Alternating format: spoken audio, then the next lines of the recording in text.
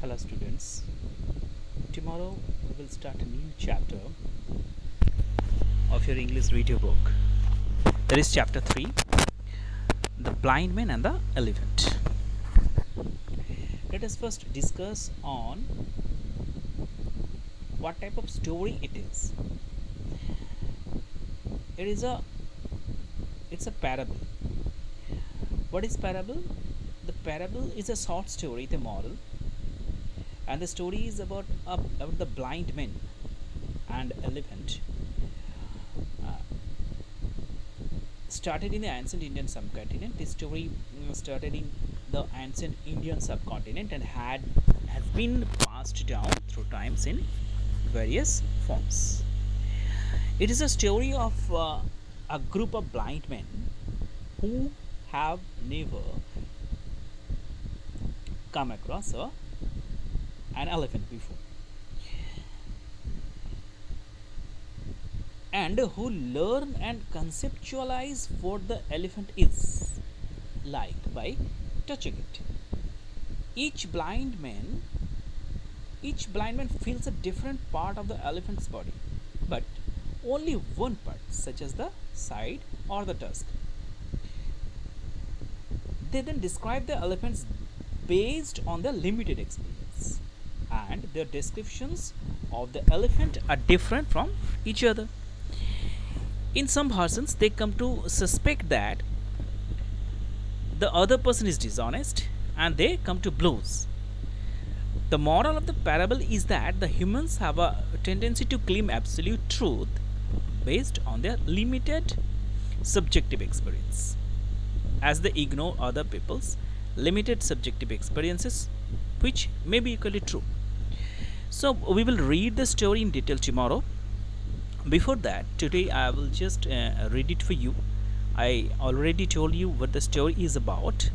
I want to read the story so that you can read it at home when I will explain it tomorrow, so you so that you cannot face any problem while reading. Six blind men and the elephant. Once upon a time, a wise man came to a village with his elephant. The elephant's name was Gaju. It was very large and looked like a mountain. Many people came to see and touch him. Gaju was a tame animal, so no one is afraid of him. Four friends also came to see the elephant. As none of them had seen an elephant before, they were very eager to see one. However, something was very different about the four friends. All of them were blind. The first one touched the elephant's leg and said, "The elephant is like tree."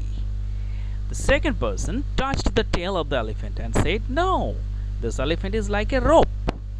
The third friend came and he touched the trunk of the elephant and opined, "You both are wrong. The elephant is like a snake." The fourth friend came forward and found the elephant's ear and said, "All of you are wrong. The elephant is very much like a fan." Thus, they all began to argue among themselves and started fighting. They all had their own views of what the elephant was like. Each of them thought that he was right.